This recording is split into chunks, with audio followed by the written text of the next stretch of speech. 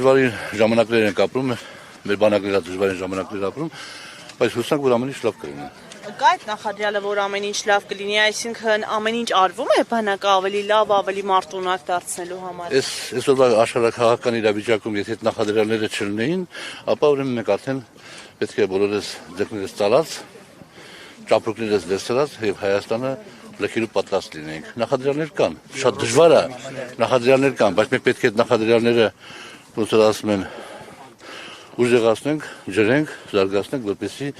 այն մարտահրավերները, որ կա այսօր մեր պետության առաջ, դրանք հաղթահարենք։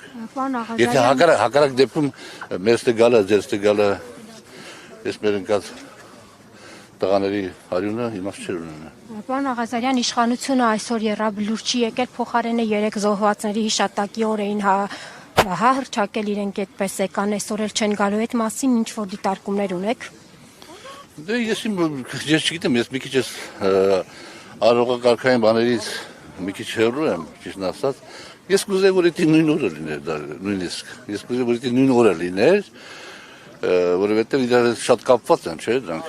փոխադարձաբար։ Բայց հիմա իշխանությունը երեք եկել են, երևի կարող են այսօր, չգիտեմ ես, տեղյակ չեմ։